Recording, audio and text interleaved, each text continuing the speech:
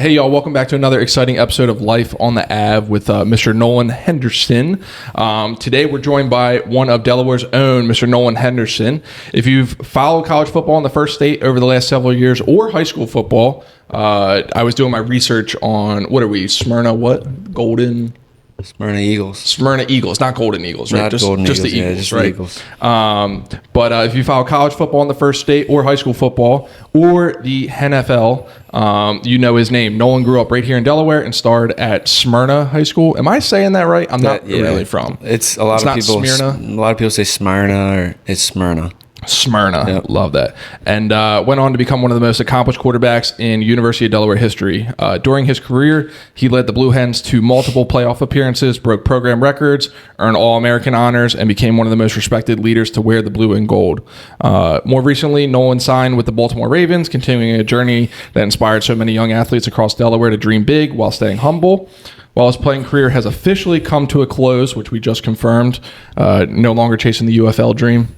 Nope, all done. All done. Well, congratulations on a great career.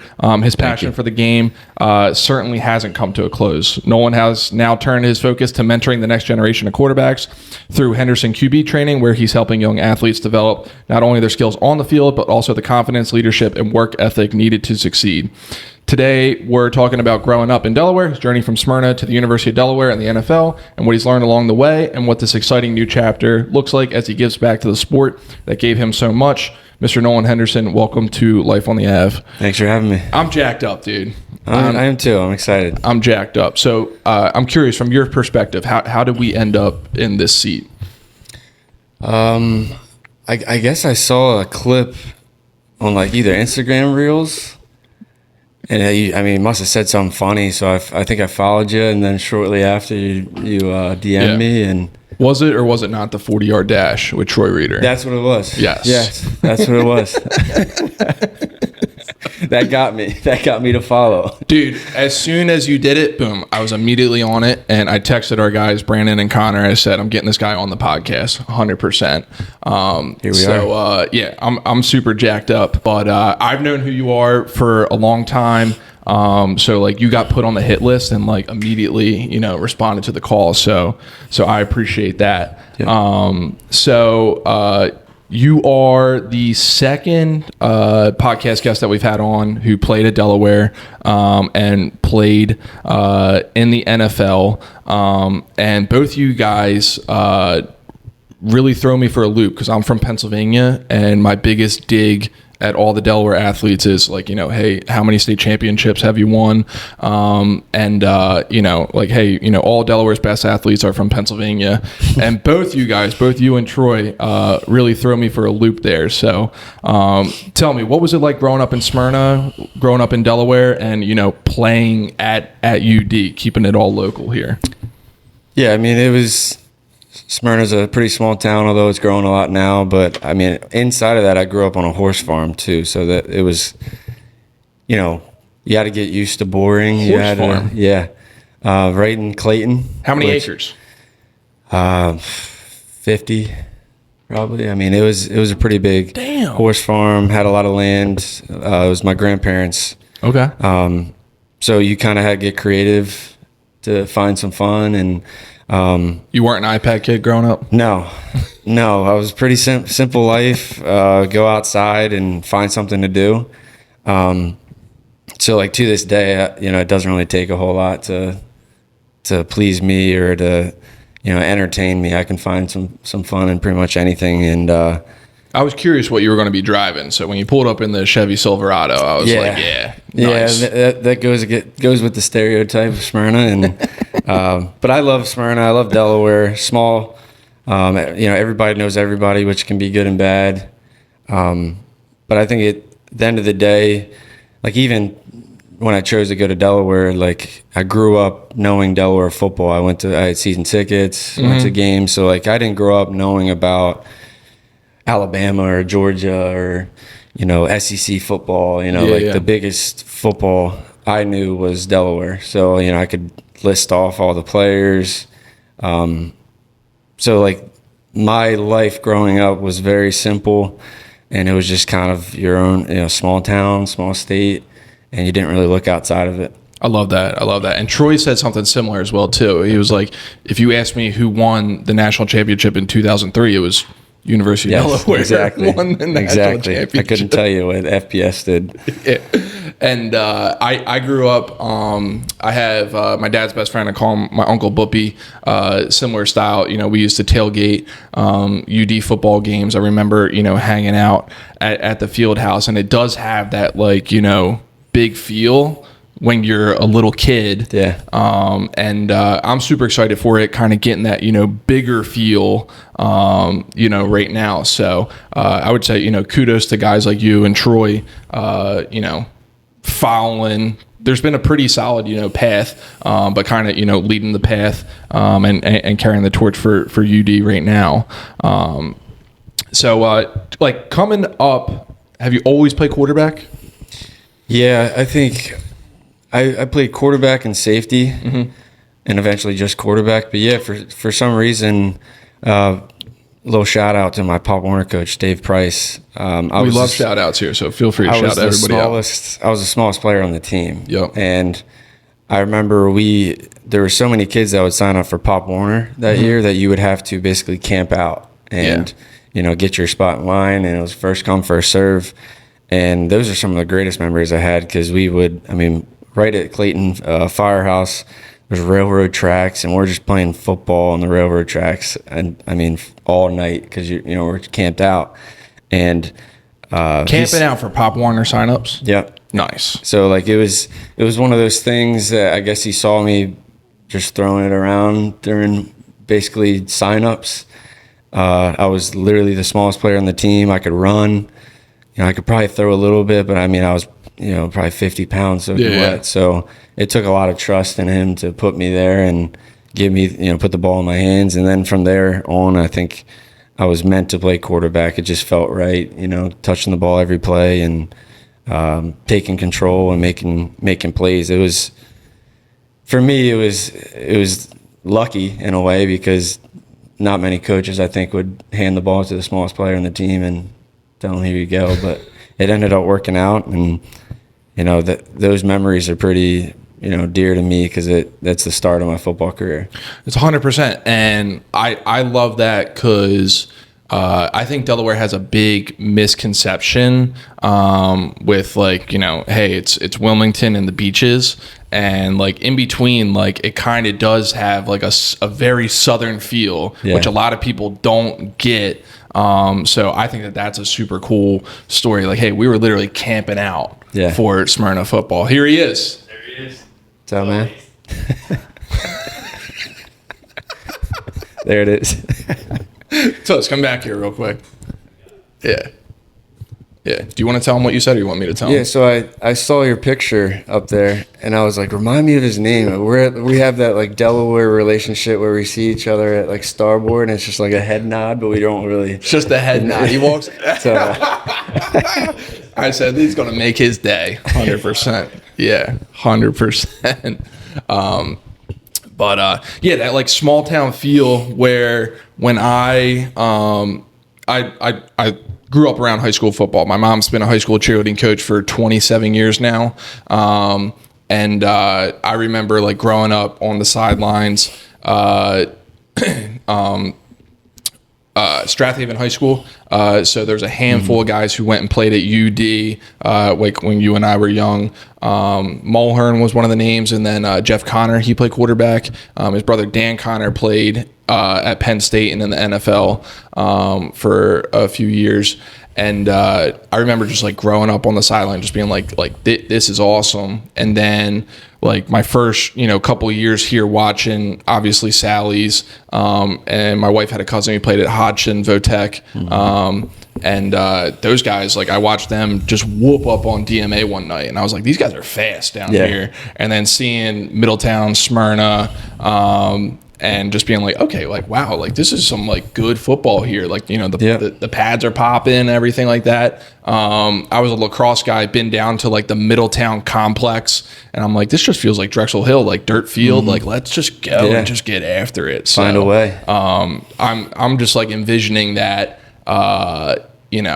just hanging out, camping out, Pop Warner. That's like literally right out of a movie or something like that. Yeah, it was I think they nowadays obviously like they have technology advanced. You could just probably reserve online or whatever, but like those memories are still like very vivid in my mind of like, you know, you're meeting kids for the first time that you're going to end up playing with for 10, 15 years. And I know it was just cool to have that.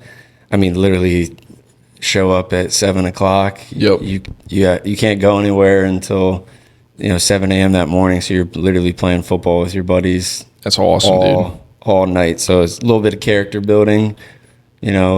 Tackle football when the parents go to sleep and stuff like that. But it was cool. It was definitely unique, and I don't think everybody had that experience, but that was like a staple of Smyrna Clayton Pop Warner. Yeah, 100%. And it looks like that. In doing my research last night, it looks like where I'm from in Delco, like there's a few townships that have just like the kids have decided to like, hey, we're gonna go to the public high school and we're gonna stay there. Yeah. Is that kind of the vibe that you guys like took from Smyrna? Yeah, we were bad. Growing up, we were, basically 2-8 every year. Every now and then we'd have a 5-5 season at Smyrna. But our Pop Warner team, all we knew was we were really good. So, we knew subconsciously, we didn't talk about it. It was just kind of assumed, but we knew by the time we got to the high school level that we would, have a good group of kids and turn it around. And, all we knew was our success. I think when you're at that age, you think every game's a Super Bowl. Like I'll every now and then I'll go to a Smyrna Clayton Pop Warner game and how serious they take it, and how serious I took it. And then understanding like on this side of things, like you're going to get like ice cream after the game if you lost. Like, you're going to go to school, on Monday. Like it wasn't that big of a deal, but to you, it was everything. So I think we were so tunnel vision that even with the high school losing, we were like, we won this weekend though, so we got this. Who were the rivalries back in the day? Who'd you guys play?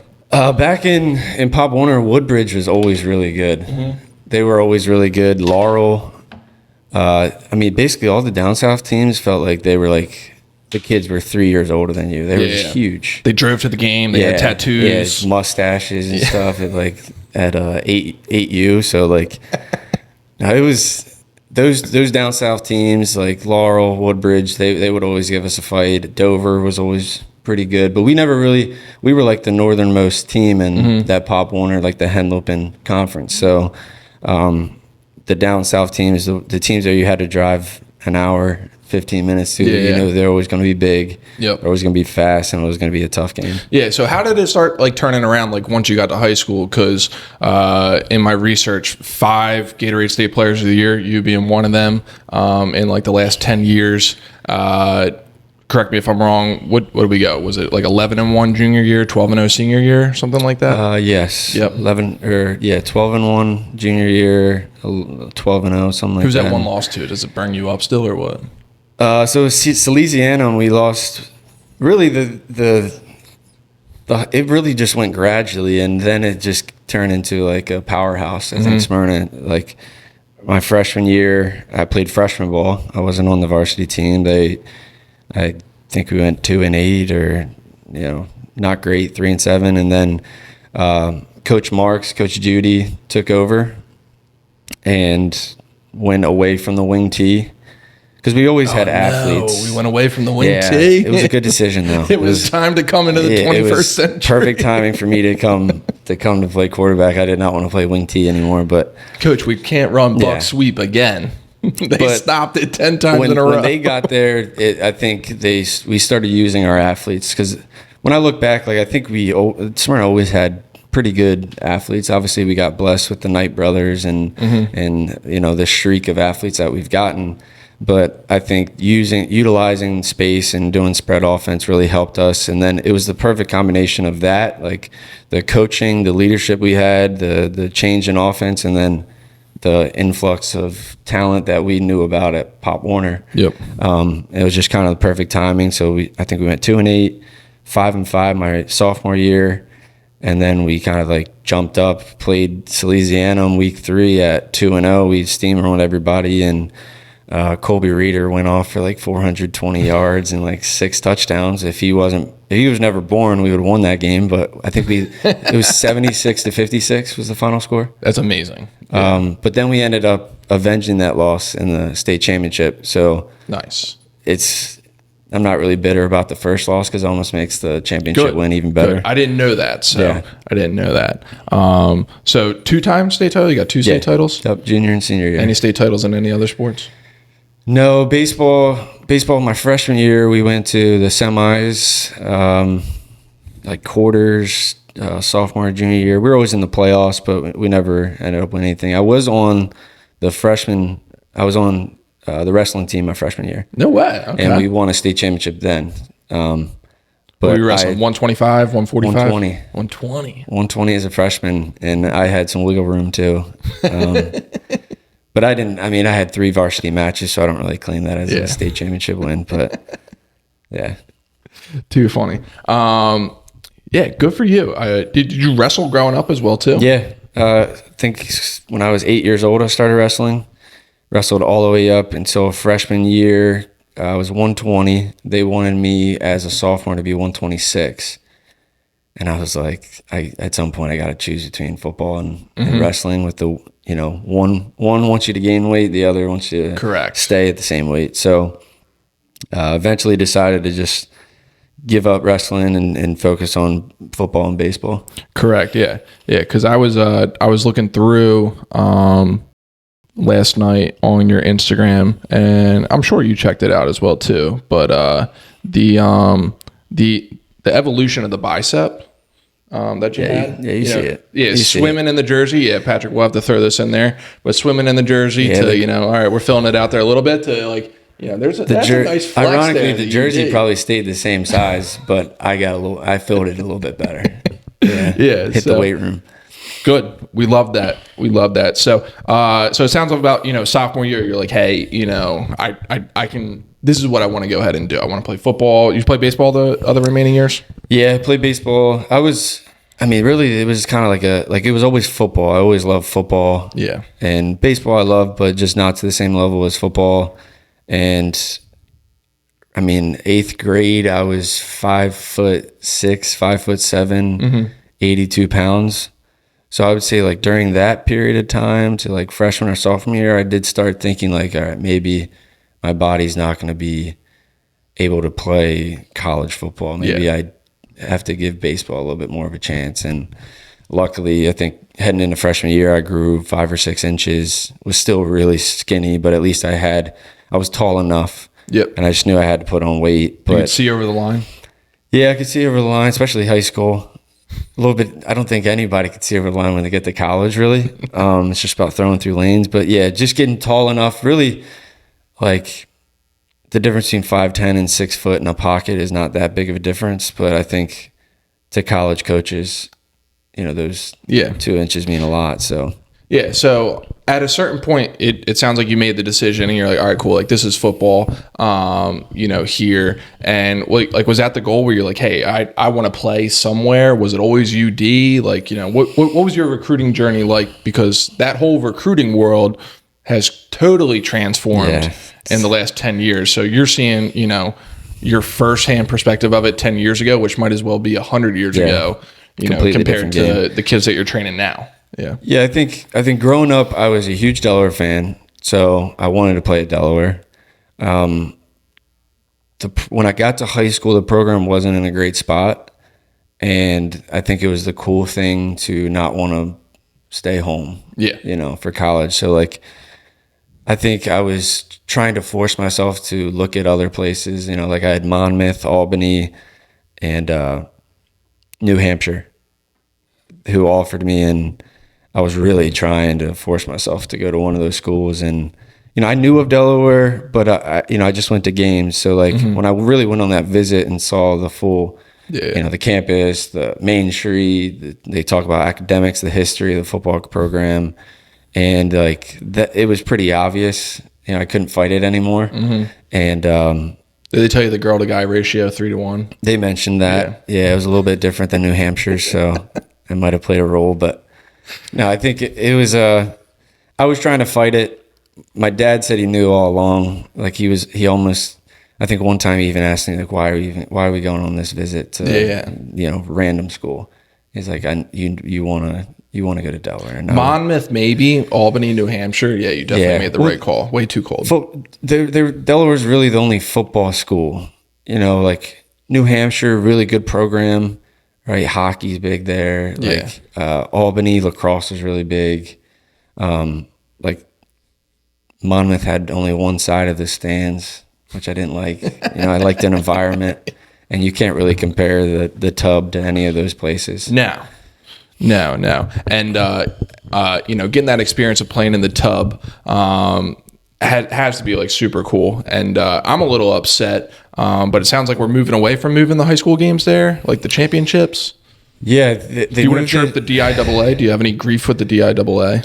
They moved it to Del State, I think. Yeah, I remember, like, I look back at that Sally's game, and it was just it was our first state championship. They were, it's 10, 15-minute drive for them, so like that place was packed. We probably had 15,000 there, like, both sides had so it was a good environment.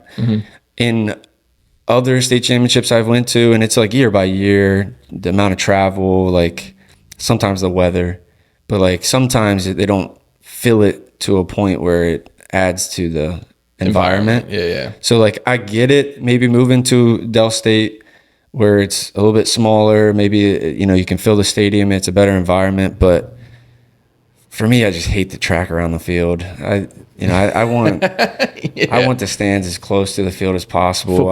That's the environment I want. So like ideally, I don't know whether it was costs or whatever it was, not feeling it, but I think Delaware is where kids want to play. University of Delaware is where they want to play that game, and if you can, we're gonna clip this and send it right to the DIAA. Yeah. So I think I know Smyrna and Sally's last year and this year are playing at University of Delaware. Good, and it's a cool experience. It's I wish it would be a night game rather than like an 11 a.m. game where just to add to the turn on the lights, maybe more people show up. But all that. I'd rather a full small stadium than a empty big stadium. Agreed. But you can't really compare to the tub. Right? Yeah. Kids want to play there. Yeah, the tub's awesome. So you show up at UD, and like my opinion of UD, like football, just from like an outsider perspective, I played lacrosse at UD, fan of football, though, like love football. It's always been kind of like a, hey, I'm going to transfer in. So, Flacco transfer in, a Pat Devlin transfers in from Penn State, sort of deals. So, like, did you know that going into it? Like, hey, I'm showing up here. Do you remember where you are on that first depth chart? Like, how many, QBs were in the room? I don't know, like, exactly where it was. I do know we had to pull in chairs to the QB room. There was 10 or 11 quarterbacks. Yep. So, yeah, it's a little overwhelming, especially because I came from high school where I was the only quarterback. I got every rep. I didn't have a backup. So no backup at Smyrna? No backup. No. Can't go down. No. Can't play defense. Nope. Can't play special teams. Will Knight would have took it over. He would have just did Wildcat. But, yeah, you get in there, you got to pull in chairs. It's overwhelming. There's, 2 or 3 other guys in your class. But, I mean, after a couple weeks, it disperses and the room gets a little bit smaller, and really I was just focused on some guys. They say, hey, you're going to go play defense. Yeah, some guys moved to defense, some guys were tight ends, but I will say that that initial man, I didn't know you guys didn't tell me you guys had 10 or 11 quarterbacks here, but I guess I'll make do with it. But yeah, it was a little overwhelming, but I think I was so far away from being ready to play. Also, I came to Delaware at 164 pounds or something. So I was really step by step. Even throughout my high school career, it was never I was never a freshman or sophomore thinking can I get a Division I scholarship? It was just, can I start at Smyrna High School? And then you get the starting job. Sweet, can I get all conference? It was very incremental for me, which I think helped me rather than just looking at this big goal and not having kind of those sub goals. The humble beginnings. So basically, it sounds like you show up in the summertime and they're like, hey, here's the Chuck Hall weight room, and here's Malin's across the street. Yeah. Like we're gonna make sure that we beef you up. Yeah, nutrition and strength and conditioning were, that's where they tried to push me towards the first 2 years I was there, because that was dire need for me, is just put on weight. Yeah, I love that. And Troy talks about it similar as well too. He said the best year of his football career was basically when he redshirted at Penn State, and you get used to the speed of the game, you put on muscle mass, and get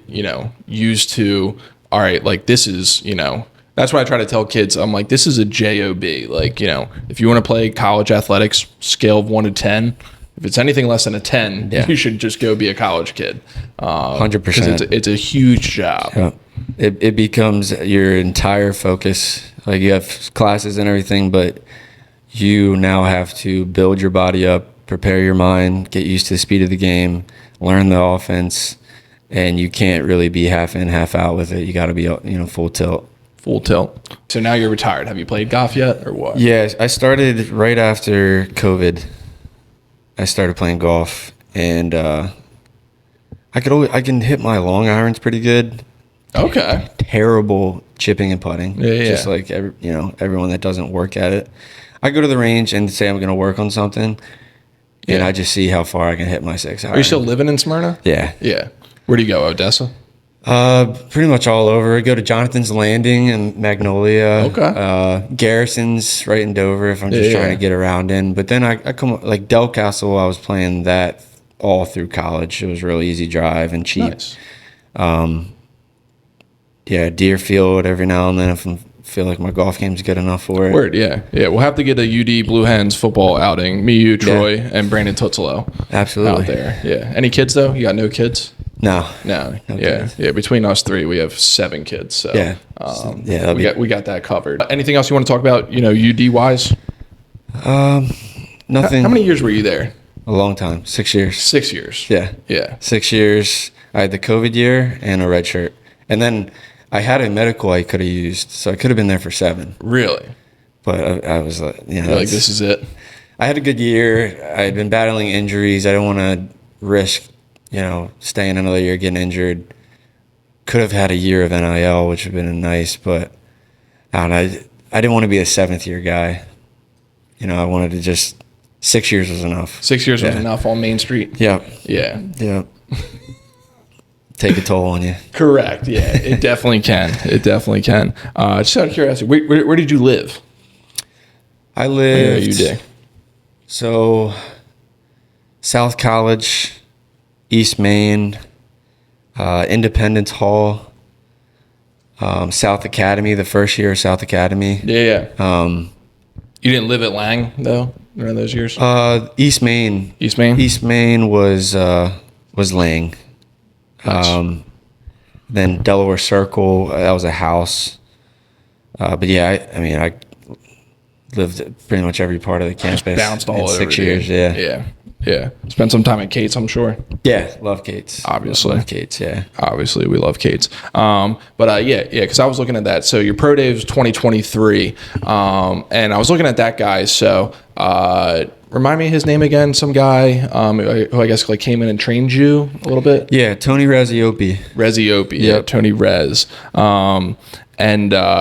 So he's kind of doing similar to like what you're doing now. He kind of does college guys. So yeah, he does elite high school, college guys, and he does what's called NFL draft prep. Yep. So it's basically that portion of time, you're a senior, your season ends, you go to train for the combine or your pro day. And that's part of the reason I stopped playing is I got offered that similar job at a different facility. Yep. So it's right in that January to March timeline where I would have to be with the UFL. And you accepted that job? Yeah. So, okay, sweet. Yeah, awesome. So that starts this year.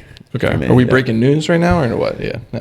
It's been out there a little bit, maybe not directly said, but I've already started reaching out to people that I'm trying to bring in for the class. And sweet. We actually have a kid, Judd Novak from Kutztown, PA. Yeah. And he was 5th in the Harlan Hill Trophy, which is like the D2 Heisman. Mm-hmm. 35 touchdowns, 1 interception. Yeah. So he's he's going to be a guy that is, I think if he has another great year, he's going to have a chance, and he's going to be a part of that group. So yeah. So really fun excited fact. for that. We'll shout out my dad. My dad played football at Kutztown. Oh, really? Apparently, he tells me that. Yeah.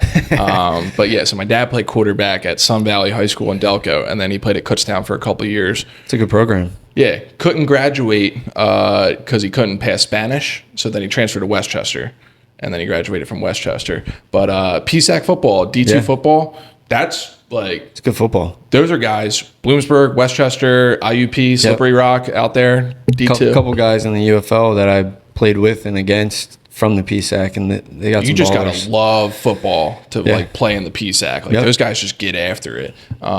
Handful of NFL guys as well too. John Ree Evans, I think he's the highest paid right guard. Reynolds University. was from Kutztown. Yep.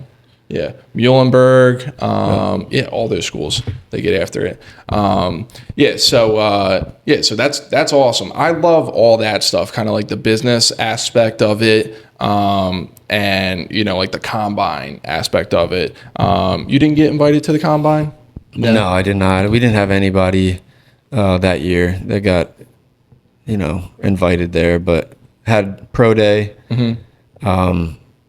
which is like a whirlwind. Like Troy could probably speak on that too. Like the thing that I remember most is the 40-yard dash. Yep. There's probably 20 scouts, 200 people in the stands or on the side, and it is like dead silent. Yeah. And everyone's just waiting for you to run. So, do you remember what you ran? 4.5 flat, and I was really, really nervous. So last game of my senior year, South Dakota State, I broke my fibula. So I, committed to do the draft prep, but I had to go, halfway through because I just wasn't healthy yet. Yeah. My first day there, they do testing just to see where you're at with your 40-yard dash, and I guess my leg wasn't ready yet, and I ended up pulling my hammy on that side. So I had no 40-yard dash training. Yeah.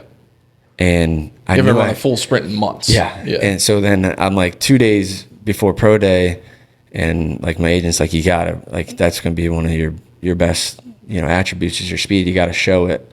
So like I'm running and just, okay, how fast can I run without really pulling this thing? Because I knew I needed to throw. If I didn't throw as a FCS guy, small guy, like I knew the question was gonna be, can you play receiver, or we just don't, we don't like you, or you didn't wow us. So I knew I needed to throw. So I ran one 40-yard dash, and the whole time I was just thinking, like, don't pull your hammy, don't pull your hammy, don't pull your hammy. I get through. Luckily, didn't pull my hammy, but I didn't run the second one. I just I asked what I got. It was good enough for me. So I just ran one because I didn't want to risk it on the second one and not be able to throw. Good. But that whole experience, like the draft prep and the pro day, is like a whirlwind, but it's a really cool experience where you just focus, solely on football, diet, weight room, speed, film room, mechanics. Like you get to really dive into like your individual, what you need to do to be the best, version of yourself by the time that pro day comes around. I love it. Yeah. And kudos to you. Troy was telling me everybody knows at the combine, the first one's just a warm up, but you were ready to go. Yeah. I knew I had to just give something good enough and then opt out of the second one because it was on the verge. Like, if I really took it. I think I was on the verge a couple weeks ago as well too. That's what I was probably most shocked about there. I thought for sure that hammy was gone, but he survived it.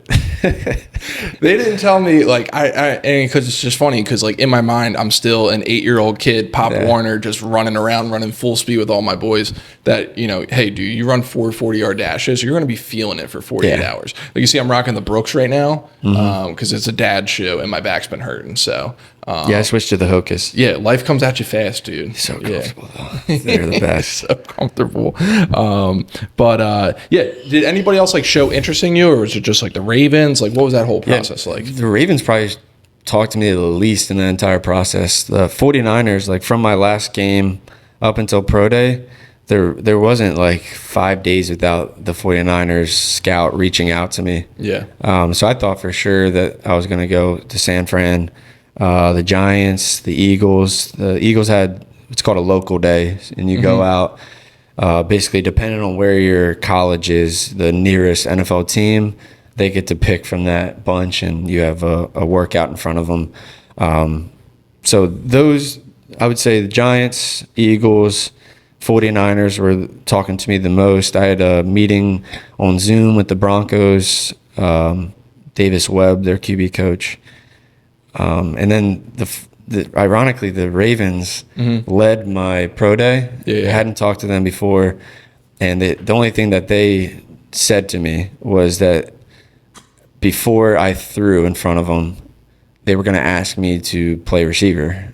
They were going to ask if I'd be open to playing receiver because I, ran a good time, and that's where they projected me as. And then luckily I had like one of my best throwing days ever on the pro day, and then that completely shifted their thought process, and they ended up being the team that ended up getting me. So love it. And so just speaking of like the throwing, so like your throwing mechanics, walk me through that, because you get very into the hips. We're very much into the hips. So I've been following you on Henderson QB training for a little while. And like, is that like a newer style? Like, who taught you that? Like, where does that come from? I think I grew up if there's a lot of different, like, it's a spectrum of throwing, but like both sides of the spectrum are rotational and linear. So like linear, you're more at the target, pushing at the target, like a baseball pitcher. Yep. So like that's how I grew up throwing. That was rotational throwing really wasn't a thing. And, you can have success throwing linear. There's not one correct way to throw a football. But when COVID hit and we had so much time, I started like diving into, because I'm the way I am, like I don't watch Aaron Rodgers and say like, okay, he's just an alien. Like only he can make these throws. Like he's very, very talented and has like obviously a high skill set. But I was like, I wanted to know why he is able to throw with, such pace and accuracy. So I really almost make it look effortless. Yeah, it's easy. And so like my mind, if you see Aaron Rodgers or like Matthew Stafford's a great thrower, and Josh Allen's not a great example because he is kind of a unit, but those guys aren't physical specimens. So like to me, they're doing something correct. Like even Tom Brady in the second half of his career turned to more rotational mechanics, but like they're doing something with their body to get as much, energy through the football. Like they're more efficient than other people is how I looked at it. So one thing that I realized all those guys is they're not striding at the target. They're not pushing at the target. They're using ground force. Like they're passing energy up through the kinetic chain, from the ground through your legs. How do you get it from your legs to your torso? Well, you have to get disassociation. So that's where we talk about the hips have to come through first. Yep. And then the last part of the chain is the hand. So like the sequencing of those movements and relying on, because if you give a kid a football and say throw it as far as you can, they're going to push really hard, and like their idea of effort and energy is like pushing distance. Yes. And you don't get anything for getting your body at the target. It's all about the ball. Does the ball get the energy? And so through COVID and through that, I started like really researching that, trying stuff out, like troubleshooting stuff. And then that's when, right about the time where it started, like, getting a new perspective on throwing and stuff like that. But I think, every kid's different, but can you use your body efficiently to get as much energy through the football? And most of that, like, look at other sports, like I think the football throw is more like boxing than it is a pitcher, right? Like you're not allowed to, you're not provided, a foot or two in front of you all the time to be able to step into it, right? There, especially today's game where you have RPOs and so much, movement and, platforms that you have to be able to throw off. For me, rotational allowed me to throw off of more, variety of platforms than just you should be able to throw the football and then protect yourself after. Like the example I always tell the kids is Tom Brady before his knee injury and after his knee injury, right? He was a hell of a quarterback before, he's a hell of a quarterback after, but a little bit more efficient, right, and a little bit more mindful of his front knee. Like, now, do you have to pull that up on YouTube for these kids because they're born after the knee injury? Yeah, well, I have this edit of Tom Brady before and Tom Brady after the knee injury, and like I have to play it 3 times because the first 2 times they're just talking about how grainy the first video is. And they weren't born then, and stuff like that. Yeah, I remember that. Yeah, literally striding up, and like that's where they put in the rule. Like, you can't go low. Can't go below the knee, but yeah, you should be able to protect yourself and use your body correctly. And it's not always about how fast my hips can go, but can I sequence really well? Like, can I time everything up and get in tune with my body? And very similar to your 6-iron golf swing. Yeah, except when I get to the top, I tell myself nice and smooth, and then I get to the top of my top swing, and I just want to destroy the ball. But if I could probably take some good advice from that to my golf game, and some days I have it, some days I don't. But yeah, 100%. Yeah, I definitely heard like a twinkle in your voice sort of deal. I don't know if twinkle is like the right word, but like where you got into like coach mode right there. Hey, this is something I'm an expert on. Couple that with the nice. What do you film those things on? 0.5? No, you get those kids ripping it nowadays. So there's a cheat code. Okay, what is that? And I don't use it because like the reason I take videos, like I end up posting them and getting the kids out there, but like I take the video to send to you after the session and talk through some stuff. There's some guys that put it on 0.5 and then as they release it, they zoom. And some of these kids look like they're throwing like the ball's not drop, like it's almost rising, and that's just like an optic illusion. Like we could go out in the street right now, and I could record you just throwing a football and go from 0.5 to like 1x, and it'll look like you're throwing absolutely. Word, I'll take you up on that. Toots, you busy after this? Yeah, we need to film one of those videos of. I'm sure you've seen it. You might get signed. Yeah, I might get signed with the team at any time. I remember 2 guys around my area. Like this is kind of my oh crap. Like there's levels to this when it comes to football. Like when you hear the like. Yeah. Tom Savage, and rest in peace, Dan Judge. Dan Judge was quarterback in my area, went to Richmond, played at Villanova. Tom Savage bounced all around, but famously at Rutgers with Shiano, and then with the Texans there for a while. And like those dudes, like you could hear the ball. Ryan Nassib was another guy around my neck of the woods, played at Cuse, played for the Saints and Giants, where like the sound is just like different. Like, do you know like a kid's got that, or like can you get a kid to that level? Like there's obviously a certain level of like arm talent. I think you realize pretty quickly who has like a natural throwing motion, and you can hear it and see it come off the hand. But a lot of kids are closer than they think, and can you get them to their ceiling? And some kids' ceilings are higher, and some are just natural throwers of the football, and those are the kids that like, okay, let's work on feet a little bit more. Like let's get your mental game right, and little tweaks to your throwing motion. And really, I don't talk anything about the arm unless there's like a real bad hitch or an inefficiency there. It's usually just about your body and your sequencing, your lower half. But those kids that have that snap on the football, sometimes they don't have accuracy. Yeah. Or they just try to throw it through everybody's chest. And I was that kid. I had one tempo. I threw everything hard. Yeah. So teaching them to, okay, let's layer the football here. Were you Tom Brady yelling at your guys? Catch it, Julian. No, I was never really like a yeller. When I did yell, I always thought like if you just constantly yell, and I say Brady does that. People are gonna listen to Brady no matter what. But if you're constantly yelling, I think people start to drown you out a little bit as a leader. For sure. So just picking your moments and build like some guy learning like especially when you get to college and the professional level, like.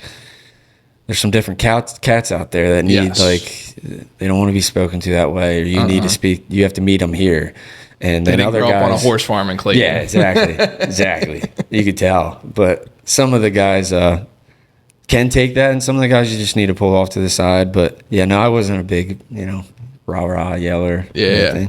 Last two questions for you here. Any guys that you want to shout out that you've been training? I was looking through last night. It's so funny just seeing, like everybody ripping it. And then you have your boy from your sinus who's a lefty, and it just like catches your eye. And I'm like, this guy just gets crazy up there at your sinus. Like I can tell he's just like a playmaker. Tristan Machado. He's really good at the rotational stuff. Yeah. Like he makes some pretty sweet throws. It looks completely different just watching like righty, and then like you see him come up, and I'm like, whoa. Naturally, I like the lefty swing in baseball is just pretty. Yes. In football, sometimes the ball is tilted, like it's spinning the opposite direction. Yeah. It's a little bit tougher to catch. He probably throws the best lefty football that I've trained or coached. Like it just, he just can't help but spin it. Like, and he's really smooth. Like he never gets out of, poor balance or body position. He's got really good body control. Desai Drummond, he was at Appel. He's now at Albright. He can sling it. The Novak kid, Cam Edge, Smyrna kid, went to Maryland, then Eastern Michigan. Now he's at Morgan State. He spins it, just about as good as anybody. Drew Marks, Smyrna quarterback. He just committed to Sacred Heart. Really clean, can make a ton of different throws. Evan Buttinger, he's now at Monmouth. Played at Red Lion Christian. He's 6'4", 210 pounds.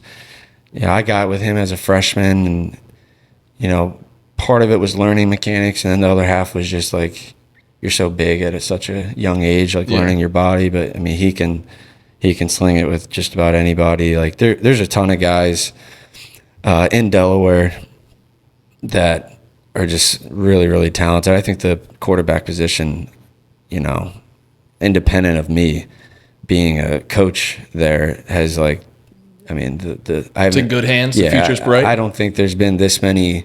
I think collectively there hasn't been this many good quarterbacks the last couple of years, and right now in Delaware, maybe ever. Love it. But yeah, there's a lot to be excited about for Delaware high school football and the nearby colleges that have QBs. You taking on new clients? Like how my 3-year-old's wanting to play quarterback. Any advice to a dad? Not that young, but I train anywhere from. Kid can sling it. You haven't even seen him sling it yet. Well, maybe we'll take a look. But I think basically 11 to, like I said, guys getting ready for the NFL. I train. I was just high school and college this year, taking on a little bit more with youth and middle school.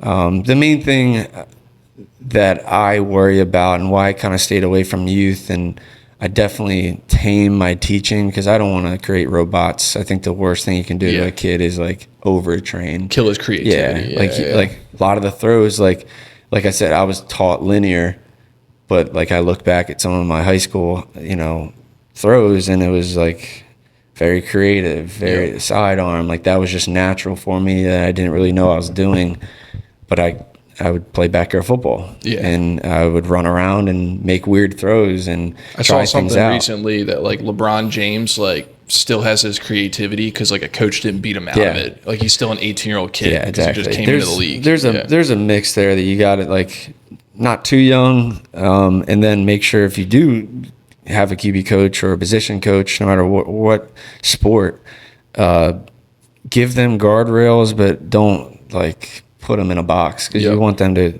learn their body and be free. You don't want them playing uptight like at that, especially at that age, because a lot of that development and skill, starts at a young age. You build those movement patterns, and then the thing I would say, like advice for the young kids and the parents is like, don't specialize too early.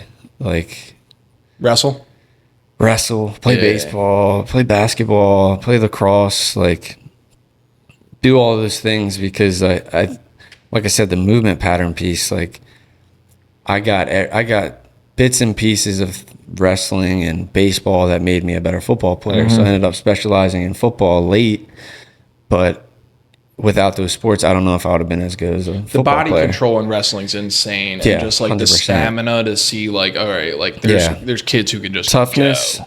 learning to win and lose, Yep. and body, the body control, I think is huge. Like we played South Dakota State, and I think like 4 of their 5 linemen were state champion wrestlers. So like just the learning, like Who also grew up on horse farms out there in South Dakota. That too. That helps too. But I think yeah, having multiple, like don't specialize. I don't, you're either going to burn out or you're going to become really good at this limited movement. Mm-hmm. You want to have a little creativity and fluidity in your body. I think play as many sports as you possibly can at a young age and keep it fun, and eventually when the time comes. For sure. Last big question, then we'll get into some rapid fire to wrap it up here. Welcome to the NFL moment. Welcome to Delaware high school football moment. Any kind of moment that sticks out to you where you're just like, oh, okay, got it. Yeah. Yeah, I've won in college, one with the Ravens. I think in college I was on scout team freshman year. Mm-hmm. Bilal Nichols, who was at Hodson, and I mean he's still in the NFL. I was on scout team doing a QB draw, and he was obviously defensive tackle, and I think the lineman, there wasn't much space for me to get through the gap I needed to get through, and I kind of like left my feet to jump through the gap because there was legs crossed or something, and I just remember Bilal sticking his arm out. I mean, I'm running full speed, and he's sticking his arm out, one hand, and just like catching you. I mean, just right in the stomach, and I'm like, catches me. My feet are off the ground. I knocked the breath out of me, and like that was like, okay. Where's he playing? Is he on the Bears or what? I don't know. I know he was with I think he was with the Raiders, Bears. I'm not sure where he's at now, but he's had an unbelievable career. Him and Troy. Yeah. But that was pretty awesome. And then the NFL, I'd say, like that first meeting where you have Harbaugh talking to you, it's kind of like, and you're looking around and all these guys you've seen on TV, and then you go to the QB room and you're sitting next to Lamar Jackson, and they're not blinking. It's just like, okay, this is the install for today, and you're kind of like, wow, this is I'm learning the same play as Lamar Jackson right now. Like, so that those moments were like, kind of like take in and be like, wow, this is pretty awesome. That's awesome, dude. Yeah. Cool for that. All right, rapid fire here. So I'll start in the back. You got a pregame hype song? What kind of music you listen to? So am I allowed to defend my honor? Yeah, for sure, 100%. Defend whatever you want. I used to listen to like EDM or rap before games, and then I would like try to get an extra yard on second down. I was too hyped, so I started just clicking shuffle. Or even just country music to kind of like even me out, because I think I didn't want to be too high or too low. So really I just click shuffle, whatever pops on. I like to just stay as even as I can, because if I get too hyped, I'm going to start making I hear you on that. Stupid decisions, try to run people over when I have no business. But I hear you on that. Favorite football movie? Cliche, but there's no better than Remember the Titans. Remember the Titans? Yeah. Varsity Blues. Have you seen Varsity Blues? I have not. Is that a good one? Gotcha. Yeah, phenomenal. Yeah, I'll have to try that one out. Yeah, you should watch. Better than Remember the Titans. Yeah, it's rated R. It's got some, funny scenes, some, high school drama in there. But rest in peace, Paul Walker, Lance Harbor. Okay, yeah. Rest in peace, Jonathan Vanderbeek. He's Jonathan Moxon. He's the backup quarterback. Comes in after Lance Harbor goes down. The movie's phenomenal. I'll have to try it out. We'll go favorite Delaware quarterback. My wife got in here, Joe Flacco, Rich Gannon. Don't be afraid to shout out Christian Portale, or Zach Wynn, whatever you got. Zach Wynn's the best. No, Zach Wynn's one of my best friends, but Joe Flacco, just because I grew up going to games when he was playing. He's the man. So he's the man. So is Rich Gannon. They're both legends, but Joe Flacco. Recently got to meet up with him? Yeah. What was that whole shit? Yeah, we had just like a QB summit. So it was me, Joe Flacco, Rich Gannon, Scott Bruner, talking to, the current quarterbacks and going through, our experiences. Even brought up some film and Nice. how we think through things. So it was a pretty cool event. That's awesome. Super cool. Favorite high school football memory? Probably that Sally's championship game. Yeah, comeback. That comeback overtime. It's funny. Me and Zach Quinn, right? He started quarterback during that game, and whenever we would go out, like we were pre-gaming, we would go watch music videos because that was just like our pre-game. It would just be me and him. And when he went to the bathroom, I would always put on the last play of that game and have him come out to it. That was fun. But yeah, that moment might be better than the actual game itself. Yeah, it was unreal. That's for sure the best one. Love that. Any Delaware local small business you want to shout out? We're huge on small business here. Yeah. Okay, Marmy's Creamery in Smyrna. Marmy's Creamery. Yeah. We're gonna have to make it Hidden down there. gem. Yeah, very good. The banana pudding milkshake. Good. Really good. All right. Yeah, I'll bring the kiddos down there. Favorite place to eat after a game? El Diablo. El Diablo. Big El Diablo guy. Nice. Yeah. Are you a big fan? 3 or 4 times a week. Yeah. Yeah. Like, how big of a fan are you? Like, wow, that's nuts. that right? is awesome. Yeah. It's a little weird, but yeah. No, it's that good. It's that good. It's that good. El Diablo, shout out El Diablo, cater my wedding. They're great clients of the Garmin Group as well too. So Place is the best. Yeah, we love El Diablo. All right, last couple here. Best pizza in Delaware? Grottos. Grottos. Yeah, I'm simple. down with the Grottos. You Delaware Beach guy? I am. Rehoboth, Dewey, Bethany. Dewey's the best. Hanging out with Toots at the Starboard. Yep, jam session. Jam session, bottle and cork. We love that. And then Wawa Royal Farms. Where'd you get the Celsius today? So I get a breakfast burrito at Royal Farms, but like if I had to choose between the two, one has to die. I think Wawa's a little better. All right, word. But Royal Farms, always fresh, never frozen. Can't beat that, right? Absolutely. Can't beat that. Anything else you want to say to the people? No, that's it. I appreciate you for having me. Of course, dude. Yeah, where can we find you on socials? Yeah, so Henderson QB Training would be the training business Instagram, and then just Nolan Henderson on Instagram would be me. Love it. And maybe we'll find you in Hoboken. Maybe we'll find you at the Starboard. Hoboken, jam session, something like that. Somewhere. Yeah. Well, everybody, that was episode 132 of Life on the Ave. Shout out to our guy, Nolan Henderson. This was a blast. I had a great time. And stay tuned for some more. Love you guys.